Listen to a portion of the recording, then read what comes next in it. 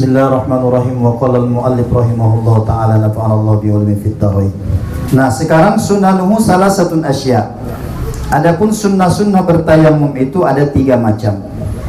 Yang pertama, at-tasmiyatu, biasa ini mah. At-tasmiyatu itu bismillah. Ya kalau bismillah jangan kata kita mau bertayamum. Apa aja yang kita kerjakan kudu bismillah. Yang tempoh hari sudah saya sampaikan belum tuh? Kalau kita minum air, minum 3 tegukan. Minuman pertama bismillahirrahmanirrahim. Kemudian kita sendawa, ucapkan alhamdulillah sampai 3 kali. Udah disampaikan kan? Belum apa lupa? Udah perasaan? Nih kan ada air nih, Mama Aljam nih minum. Cuman jangan pakai sedotan dah. Dibuka, misalnya kita minum gelas, bismillahirrahmanirrahim. Tapi yang 1 gelas itu jangan sekaligus. 3 kali tegukan. Sekali bismillahirrahmanirrahim. Habis itu kita sendawa, biasanya ucapkan alhamdulillah 3 kali. Apa faedahnya? Kalau kita minum dengan cara seperti itu, kata Syekh Mutawalli Asy'arawi, imam tafsir di Mesir, menjadi rujukan ulama dunia. Apa kata beliau? Sepanjang air itu ada dalam tubuh kita, kita tidak punya keinginan untuk bermaksiat kepada Allah Subhanahu wa taala. Nah, itu dasarnya kalau kita baca bismillah. Nah, kita kembangkan, kalau bisa jangan cuma minum doang, apa aja kita lagi makan juga bismillah. Mau nyuci, mau masak, mau apa saja, jangan lupa baca bismillah. Sepele, gampang. Berapa detik sih cuma ngomong bismillahirrahmanirrahim, tapi faedahnya dahsyat sekali. Nah, hal-hal seperti ini ibu-ibu sekalian, emang kita nggak mendapatkan info-info yang model begini nih. Ibu-ibu biar kata kuliah sampai S3 nggak ketemu tuh yang ilmu-ilmu yang begitu tuh, karena memang nggak tersirat di kita. Itu lewat pengalaman spiritual orang-orang yang dekat kepada Allah. Jadi nggak bisa. Caranya bagaimana? Ya satu-satunya kita memang harus rajin menuntut ilmu. Makanya orang sama-sama minum nih, sama-sama minum, sama-sama makan, sama-sama jajan, apapun pekerjaannya sama, tapi beda kalau kita awali dengan bismillah, nilainya beda ibu. Mungkin ibu bergumam dalam hati, bedanya apa sih Pak Ustadz? Sama baik. Yang minum hilang hausnya, yang makan hilang laparnya. Secara johiriyah betul mungkin barangkali, tapi di dalam Islam kita diajarkan ada namanya nilai keberkahan. Nah, ini yang saya bilang, berkah ini kalau kita pakai matematika nggak bisa dan dirumuskan ya.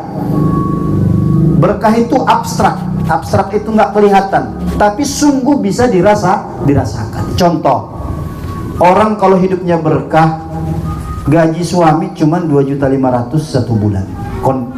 Konteks sekarang nih 2.500.000 sebulan. Tapi kalau hidupnya berkah, 2.500.000 ini bukan hanya cukup, tapi keluarga itu diliputi dengan ketenangan, jauh dari kegelisahan, jauh dari rasa takut, jauh dari rasa was-was. Itulah berkah itu ibu, dan itu nggak bisa dibayar. Makanya nanti walaupun kita ketemu dengan tetangga nih, rumahnya 2 lantai, 3 lantai, mobil 3, 4, tapi kadang-kadang kita nggak sengaja ngopi, berantem. Ragunan udah disebutin semua di situ. Iya, saya pernah suatu ketika di Sudirman, saya naik motor apa lupa saya gitu. Cuman kita kan namanya kita di jalanan kan nggak sengaja melihat ke sebelah kita, ke lampu merah, melihat seorang anak gadis, dugaan saya begitu, dalam mobil yang mewah, walaupun saya nggak tahu berapa itu harga mobil, nangis gitu, jerit-jerit sambil nelpon. Ekspresinya tuh menunjukkan kayaknya dunia udah mau kiamat gitu. Terus kita lihat lagi tuh, nyampe di terminal Blok M, bang tukang beca, kan ketiduran di atas beca. Padahal dia tukang beca. Hidupnya lebih tenang yang tukang beca. Itu makanya kita dalam Islam diajarkan namanya cari keberkahan. Kan kita sering ngomong begitu. Mudah-mudahan berkah ya bu, gitu kan ya. Nah, cuman selama ini kita mungkin maknanya belum paham apa itu berkah. Nah, berkah itu dijelaskan oleh ulama adalah kualitas hidup. Walaupun realnya sedikit, tapi kalau berkah cukup, tenang, senang, nyaman, tentram. Gitu ya, ya. Tuh. Jadi jangan lupa baca Bismillah doang tuh, apalagi tadi udah diawali 19 ayat, subhanallah. Ya, saya doakan dah ibu-ibu semua yang hadir ini, mudah-mudahan ya dilimpahkan rezekinya lewat siapa kek ya, mudah-mudahan, dan diberikan selalu kesehatan. Tuh kencangin aminnya. Ini kalau di majelis ilmu aminnya harus kencang-kencang, masya Allah. Lah kalau kita di luar sana aminin belum tentu ini kan malaikat ada ya. Nah, malaikat ada. Nah, kalau saya ngomong apa gitu, pokoknya aminin aja kencang-kencang. Ya. Malah tempo hari saya di Puri Sentosa gitu ngomong sama ibu-ibu. Nah, ternyata belum ada yang pada umroh, saya bilang mau berangkat, bilang mau. Ya udah, insyaallah bulan besok. Aminin dah. Amin, kencang banget. Yang pertama bismillah. Yang kedua sunnah daripada bertayamum, wa taqdimul yumna 'alal yusra, mendahulukan yang kanan dari yang kiri. Jadi jangan sungsang, jangan kebolak-balik. Dan ini berlaku dalam wudu juga, dalam berwudu juga jangan sampai sungsang. Harus kanan dulu baru kiri, tertib namanya. Nah, yang ketiga wal muwalatu, berturut-turut.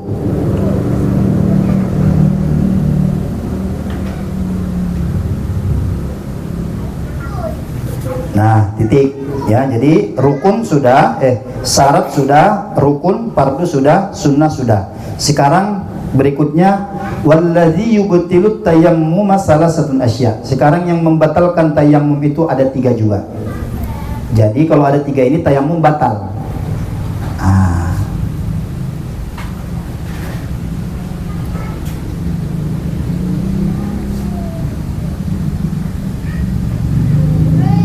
Apa yang membatalkan itu? 1, ma'abatolal udu'u, apa-apa yang membatalkan udu, membatalkan tayamum. 1.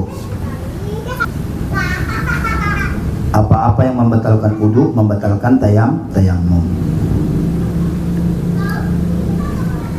Yang kedua yang membatalkan tayamum itu waru'yatul ma' fi ghairi waqtis shalah, melihat air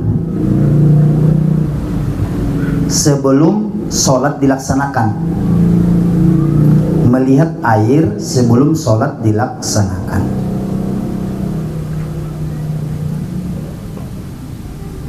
Nah, yang kedua ini contohnya begini, Bu. Tadi kan kita udah mencari air, nggak ada. Terus muter-muter nggak ada. Atau kalau di sinilah dalam kondisi sekarang misalnya nih, keran mati, lampu mati semua gitu kan. Waktu udah masuk, kita udah berusaha, akhirnya kita menyimpulkan udah deh nggak ada air, tayamum. Nah, ketika kita sudah tayamum, kita mau sholat, Allahu Akbar gitu, udah mau sholat gitu, udah mau takbir, tiba-tiba lampu nyala, keran di kamar mandinya nyala, maka dalam kondisi seperti itu batal tayamumnya. Terus bagaimana? Jangan diterusin, berarti kita berudu gitu. Jadi jangan diterusin, mentang-mentang udah tayamum, padahal air udah ada, terus kita sholatnya nggak sah ntar. Nah, itu namanya membatalkan tayamum. Yang ketiga yang membatalkan tayamum itu wariddah, ketika orang itu murtad. Nah, itu kalau itu mah jelas dah.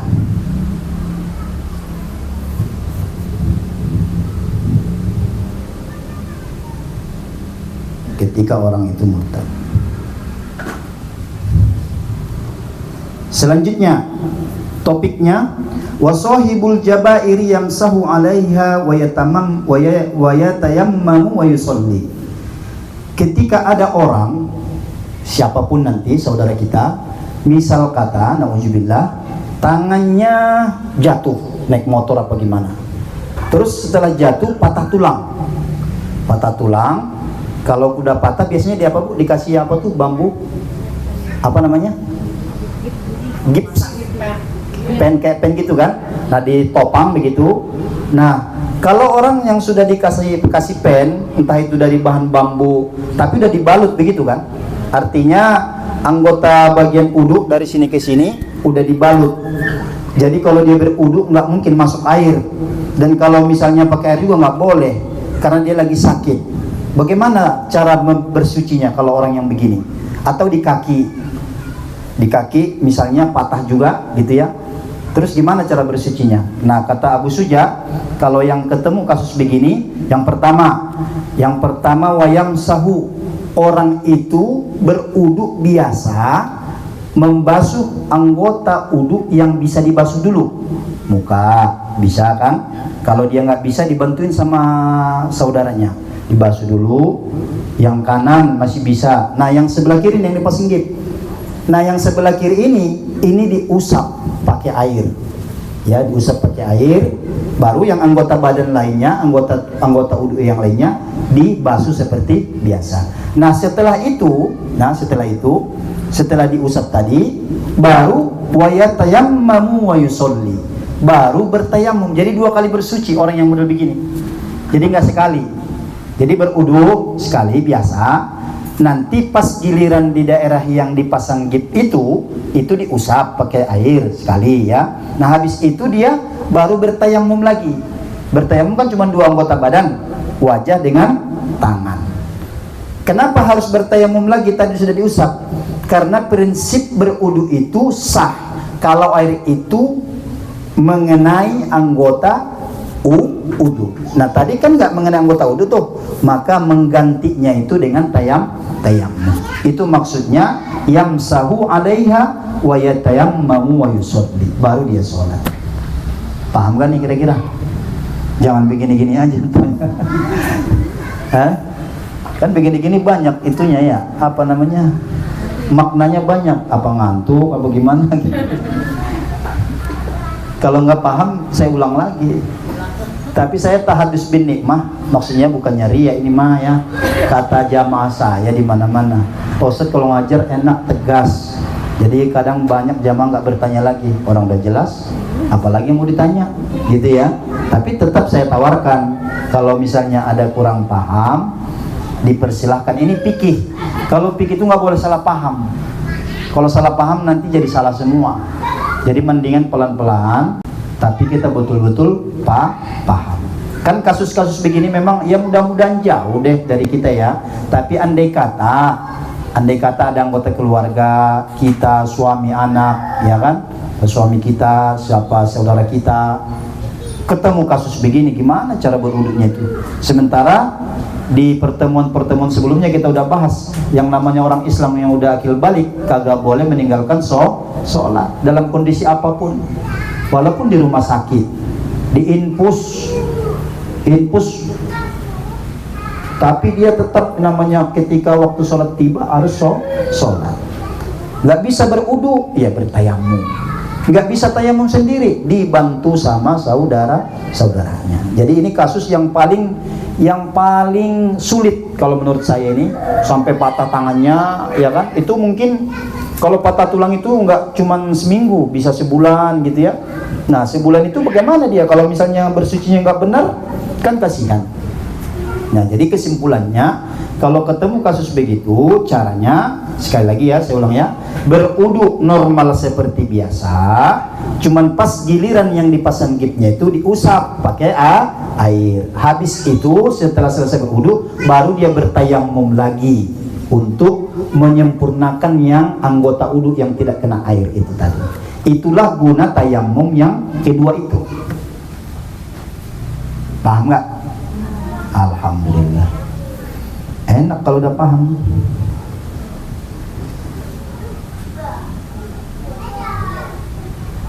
Kemudian bertayamum itu, ibu-ibu sekalian, itu hanya boleh dipakai untuk sekali sholat fardu. Misalnya zuhur, ibu bertayamum zuhur. Jangan ibu nanti misalnya sholat asar beralasan, saya mah belum batal. Tapi nggak boleh kalau tayamum, hanya boleh untuk sekali sholat, untuk yang wajib. Tapi kalau yang sunnah boleh. Sholat sunnah mutlak, sholat sunnah duha, sholat sunnah yang sunnah boleh. Tapi kalau yang sholat fardu, tayamum itu hanya boleh sekali tayamum untuk sekali sholat. Dan makanya syaratnya itu di 2 minggu yang lalu saya sampaikan, salah satu syarat boleh tayamum itu ketika waktu sudah masuk. Jadi nggak kayak berudu, misalnya kita zuhur jam 12 kurang 5 kita berwudu jam 11, ya nggak apa-apa. Ntar sampai asar nggak batal, boleh nggak usah berwudu, nggak apa-apa, terus saja sampai maghrib. Kalau memang belum batal, wudu yang tadi jam 11 itu bisa kepake. Jadi nggak ada istilah apa istilah barang itu, expired, nggak ada kalau wudu mah. Yang penting jangan sampai batal. Cuman masa iya sih seharian cuma sekali doang, ngirit banget ya. Nah kita kan berwudu enak, segar ya, segar. Jadi kalau bisa tajdidul wudu, memperbaharui wudu. Setiap sholat kita berwudu. Bahkan salah satu amalan sunnah Rasulullah, tidak pernah batal wudunya ibu-ibu sekalian. Nah kalau ibu-ibu bisa mengamalkan ini, subhanallah ya, masakan beda bu rasanya bu. Biar kata yang dimasak teri, jengki, tapi kalau ibu masaknya dengan berwudu, insya Allah nih rasanya mungkin sama dari lidah. Masa iya beda kan? Cuman berkahnya beda. Kalau dibilang rasanya beda mah bohong banget kan? Namanya teri di lidah siapa juga sama, cuman berkahnya beda tuh. Makanya kalau orang-orang tua kami dulu tuh di kampung gitu, kalau dia masak tuh, ini istri saya tanya, dia kalau masak nggak mau masak kalau nggak dia dalam keadaan berwudu dia. Udah tua, udah 70-80 tahun. Nah itu ilmu-ilmu yang tadi yang saya bilang tadi tuh, kita nyari-nyari itu nggak ketemu. Itu ilmu lewat pengalaman-pengalaman hamba-hamba Allah yang memang Allah izinkan dekat kepada Allah. Jadi sampai mana tadi tuh? Tayamum itu sekali untuk sekali sholat fardu. Tapi kalau untuk sholat sunnah boleh berkali-kali. Nah itu mungkin bab daripada tayamum ini cakupannya menyangkut dengan syarat, rukun, sunnah, dan yang membatalkan. Berikut kasus yang tadi. Nah, jadi ini sudah satu kesatuan yang insya Allah cukup mewakili dari segala kasus yang ada. Nah ibu-ibu yang mungkin yang terus rutin hadir, insya Allah paham semua mudah-mudahan ya. Tapi mungkin kalau yang hari ini datang, kalau mungkin ada sedikit kebingungan, nggak apa-apa, itu memang biasa begitu ya. Tapi kalau misalnya ada yang kurang jelas, silakan, nggak apa-apa dipertanyakan, kita diskusikan. Kalau saya bisa jawab, saya jawab. Kalau saya nggak bisa jawab, ya kita tanya guru-guru yang lebih alim lagi begitu. Ada yang perlu dipertanyakan bab tayamum ini? Tapi ibu-ibu ada yang sudah pernah ini belum bertayamum? Belum ya? Hah? Sudah? Oh ya. Kadang-kadang kalau kita belum pernah seumur umur, kayaknya kurang, biasanya begitu bawaannya, tapi itu was-was, kurang resep gitu ya, perasaan kayaknya kurang sempurna gitu ya. Nah itu nggak boleh, dalam Islam nggak boleh. Karena perasaan, kadang-kadang logika juga nggak boleh dipakai dalam memahami agama ini. Karena kalau kita pakai logika, banyak yang nggak masuk akal. Contoh, mohon maaf, contoh, kalau kita pakai akal, kan kalau kita batal wudu, mohon maaf, buang angin, ngapa yang dicuci muka kita? Iya kan? Kalau pakai logika. Nah, oleh karena itu kata ulama, dalam menjalankan agama ini nggak bisa seluruhnya pakai logika. Disitulah pentingnya kita ada namanya ketaatan, ngikut sama Rasulullah. Nggak ketemu sama Rasulullah, betul, tapi kan kita udah dapat tuh penjelasan rantai ilmunya lewat sahabat, ulama, sampai ke guru-guru kita begitu. Jadi kalau misalnya kasusnya seperti ini, biasanya memang lebih di perjalanan misalnya gitu ya. Misalnya ibu naik mobil, ibu pergi ke Jakarta, kalau dari segi jarak di Bojonggede Jakarta cuma 45 km, belum boleh melakukan sholat jamak ataupun qashar. Terus bagaimana Pak Ustadz? Macet di Sudirman, udah maghrib, terus air nggak ada di mobil, terus waktu udah mau lewat, bagaimana caranya itu? Nah kondisi-kondisi seperti itu bertayamum tuh ya kan. Coba kan kalau di Jakarta lagi macet kan ampun, bisa cuman 5 kilo atau 7 kilo bisa 2 jam 3 jam baru tembus kalau pas lagi jam-jam padatnya. Sementara kita melewati waktu, misalnya kita berangkat naik mobil sebelum habis asar jam 4, 5, 6, 6, 7 macet, Lah kalau kita misalnya sampai jam 7 belum maghrib, bagaimana hukumnya? Maka kondisi seperti itu wajib sholat di mobil. Nggak ada air Pak Ustaz, kebetulan habis air aqua nggak ada.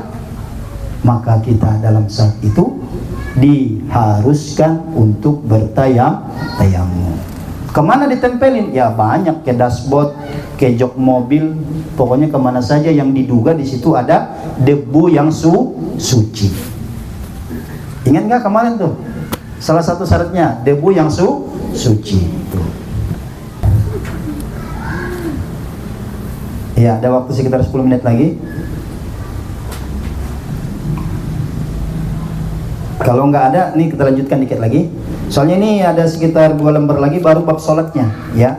Karena ini memang ada sekitar 7-8 lembar masih membahas tentang bersucinya. Nah, karena memang bersuci itu pokok. Kalau orang bersucinya sempurna, insya Allah sholatnya sempurna. Tapi kalau bersucinya salah, sholatnya udah dipastikan salah. Gitu. Baik, dikit lagi nih. Nah, lanjut. Wa kullu ma'in kharaja minas sabilaini najisun illal maniyya.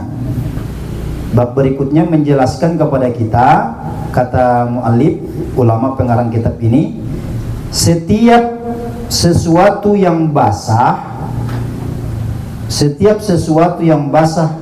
atau yang keluar minas sabilaini dari 2 jalan najisun, semuanya najis.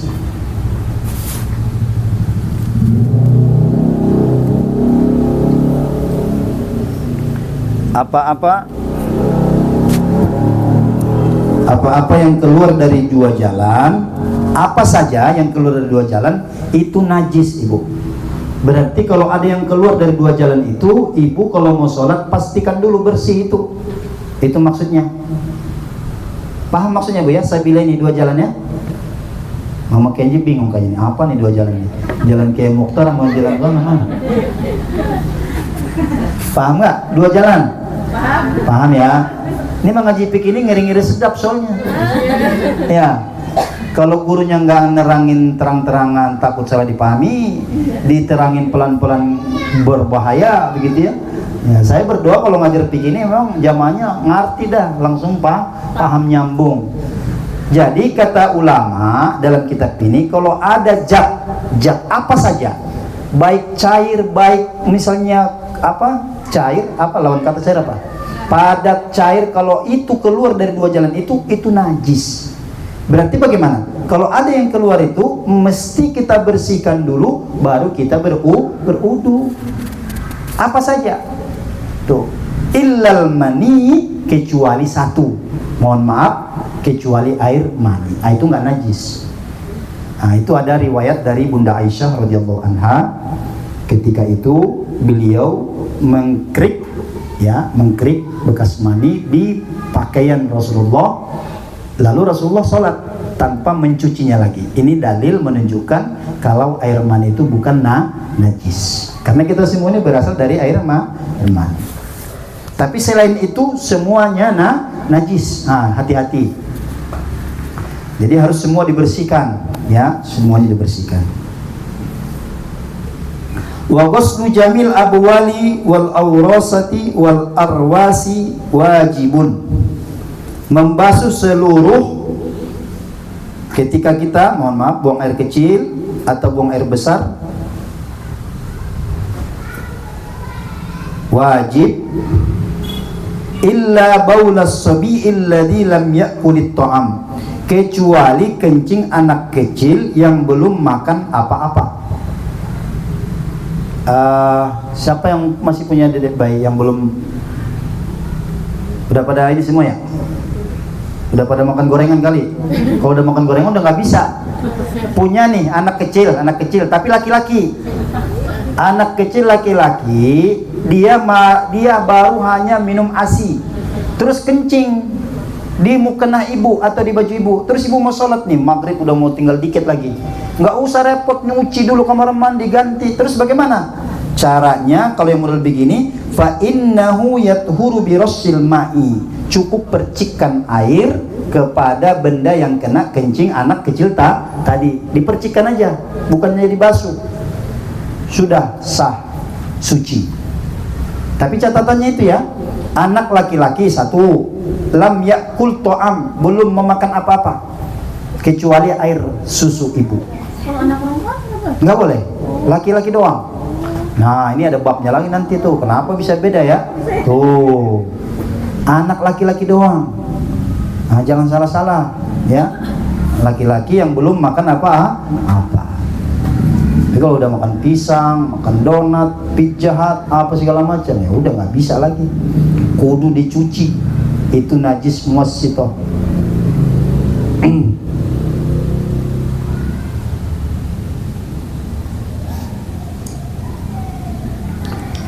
Wala yu'fa an shay'in min najasati illa al-yasira min ad-dami wal qayh. Kemudian ibu-ibu sekalian, kalau ada darah atau nanah tapi sedikit, darah atau nanah sedikit, itu juga bukan najis. Itu termasuk najis yang dimaafkan. Contoh, kan misalnya ketusuk jarum ya, tusuk jarum kan keluar darah tuh. Nah yang sedikit yang seperti itu nggak usah dikhawatirkan. Kalau misalnya ibu mau sholat ya cukup dilap-lap aja udah gitu. Itu bukan najis. Walaupun darah itu sendiri najis, tapi kalau bentuknya sedikit itu termasuk najis yang dimaafkan. Juga nanah. Misalnya centengan tangan gitu ya. Tuh. Tapi kalau bisul mah itu enggak, itu mah. Kalau bisul kan banyak banget itu. Nah, itu enggak. Ini yang sedikit. Nah, itu bukan najis. Jadi ibu harus paham ini benda-benda yang mana najis, mana yang harus dibasuh, mana yang harus dicuci, ya. Wa ma la nafsa lahu sa'ilatun ija waqa fil inai wa ma fihi la yunajjisuhu. Kemudian juga seluruh makhluk-makhluk Allah, ya, hewan-hewan apapun namanya yang darahnya tidak mengalir, itu juga bukan najis. Contoh nyamuk. Nyamuk itu ada darahnya enggak? Ada darahnya kan? Mengalir nggak? Bisa disembelih nyamuk? Hah? Ah, kagak itu mah. Berarti kalau nyamuk teplok gitu ya, lihat nih, oh merah nih, ingat, waduh ngaji dibawa kemarin kata pusat darah najis. Bukan. Kalau itu yang dari nyamuk kagak, itu nggak termasuk. Lalar juga tuh. Bahkan kata Nabi dalam salah satu keterangan riwayat, kalau misalnya sejenis lalar segala macam itu ya nyemplung ke air minum, itu sekalian aja cemplungin semua ya, karena sayap yang satu menjadi obat pada sayap yang lainnya. Sama dengan ibu-ibu pakai gamis kan, kalau ibu pakai gamis kalau dalam Islam itu kudunya nih ya, ini mohon maaf nih ya, harusnya itu memang harus menutup mata kaki. Ada orang bertanya begini, Pak Ustadz, saya kalau ngeliat ibu-ibu pakai gamis keseret-seret di jalan, gimana tuh dia sholatnya? Apa iya kagak kena najis tuh di jalan, di tanah? Nah jawabannya itu kalau ketemu yang begitu, seretan pertama nih pakai gamis kan menyentuh tanah. Andaikan sentuhan pertama dia jalan terus kesentuh misalnya sama najis apalah, apa bekas tai kucing, anjing, kan najis tuh. Kata ulama di dalam fikih, maka seretan kedua itu mensucikan seretan yang pertama.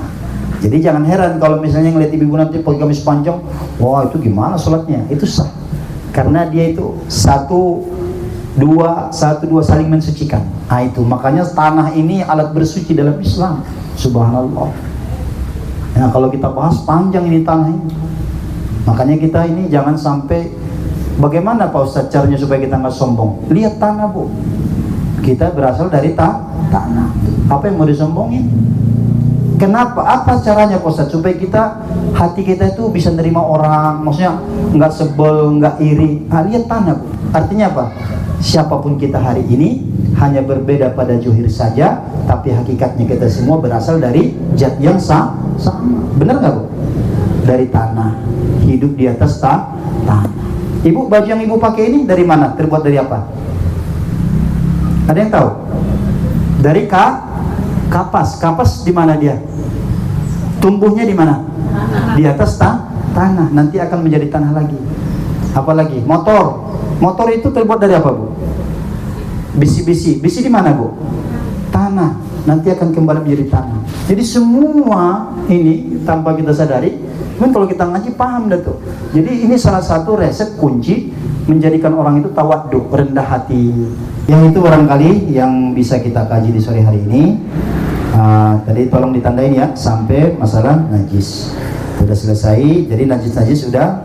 Nanti tinggal 1 lembar lagi, habis itu baru masalah sholat. Nah ini yang sholat ini yang sangat-sangat penting untuk kita pelajari langsung dari kitabnya, ada rujukannya, jadi jelas, belajarnya jelas. Supaya majelis kita semakin sempurna, kita tutup majelis ini dengan berdoa.